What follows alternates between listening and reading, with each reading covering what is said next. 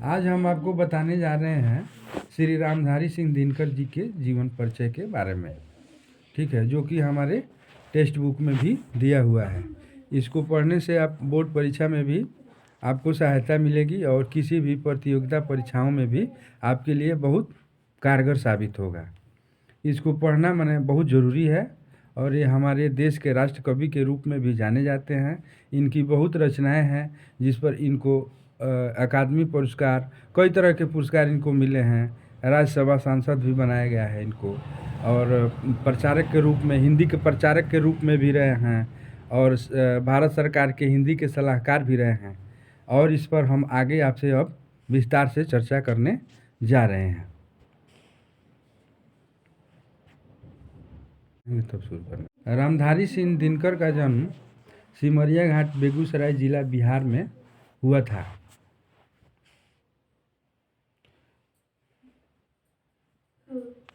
इनका 65 वर्ष की उम्र में ही मृत्यु हो गई थी। मृत्यु की तिथि 24 अप्रैल 1974 को, जो कि मद्रास के तमिलनाडु में हुआ था। व्यवसाय इनका कवि, लेखक, औधिक काल जिसमें जिन्होंने ही रचना की है, आधुनिक काल के कवि इनको कहा जाता है, और राष्ट्रीयता भारतीय है। इनकी शिक्षा दीक्षा बीए तक हुई थी, और भाषा ओजपूर्ण भाषा है। और रचनाएं इनके हैं जैसे रेणुका, हुंकार, कुरुक्षेत्र, रश्मिरथी, परशुराम की प्रतिज्ञा। गद्य रचनाएं हैं अर्धनारीश्वर, बट पीपल, उजली आग, भारतीय संस्कृति के 4 अध्याय। पुरस्कार इन मिले हैं, उस पर भी हम चर्चा करेंगे। 1959 में साहित्य अकादमी पुरस्कार इनको मिला है। 1972 में भारतीय ज्ञानपीठ पुरस्कार मिला।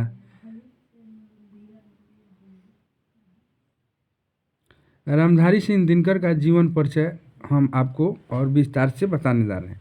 दिनकर जी का जन्म सन 1908 में बिहार के बेगूसराय जिले के सिमरिया घाट नामक ग्राम में एक साधारण किसान परिवार में हुआ था।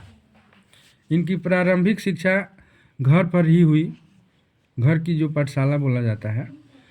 कविता लिखने का शौक़ इन्होंने विद्यार्थी जीवन से ही पाल रखा था या उजागर हुई। इन्होंने विद्यार्थी जीवन से ही अपना रचना का कार्य, माने लेखनी के कार्य शुरू कर दिया।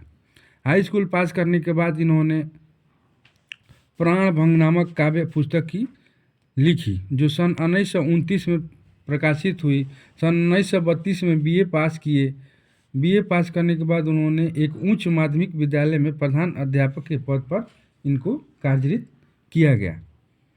इसके बाद भी इन्होंने अपने जीवन की रचना का जो समय था उसको जारी रखा। जारी रखते और निबंधक के पद पर सरकारी नौकरी में चले गए।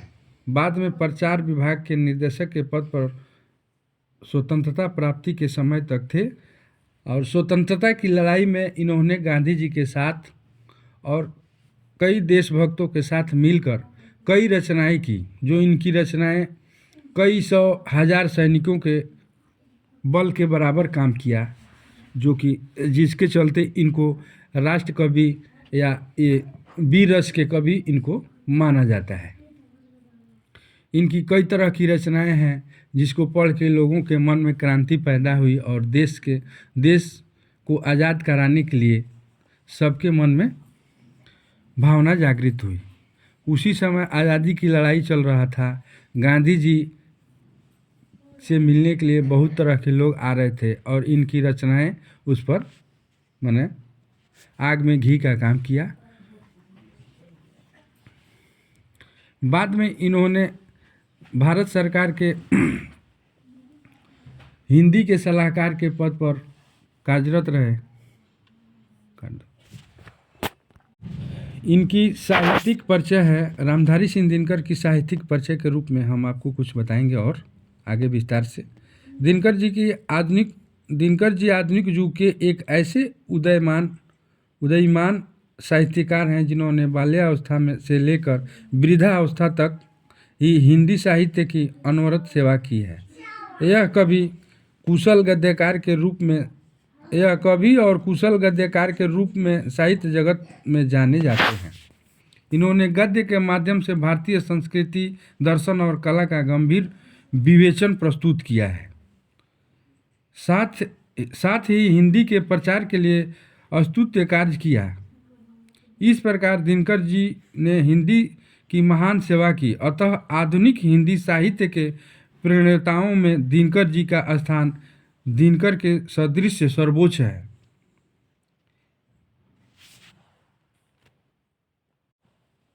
रामधारी सिंह दिनकर की कृतियाँ। दिनकर जी बहुमुखी प्रतिभा के कलाकार थे।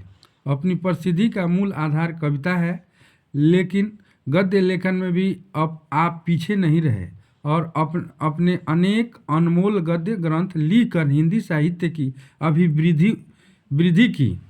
आपकी रचनाएं इस प्रकार है जो हम आप लोगों को जो बताने जा रहे हैं।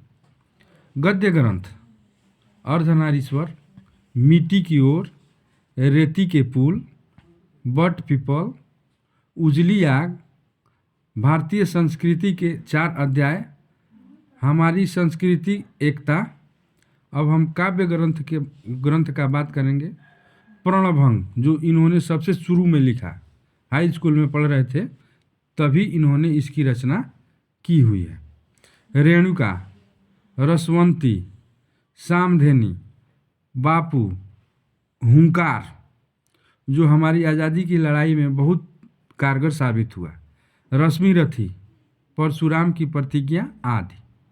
महाकाव्य भी इन्होंने लिखा है। महाकाव्य आप समझ रहे हैं, काव्य के बाद भी जो है वो महाकाव्य है। कई अध्याय, कई, जैसे रामायण हमारा महाकाव्य है, एक उदाहरण हम दे रहे हैं। ऐसे ही इन्होंने लिखा कुरुक्षेत्र, उर्वशी। बाल निबंध पर भी इन्होंने कुछ रचनाएं दी है, जो मूल रूप से मिर्च का मजा, सूरज का ब्याह, चित्तौड़ का साका। रामधारी सिंह दिनकर की साहित्यिक जीवन जो रहा है वो हमारे हिंदी जगत के लिए महत्वपूर्ण साबित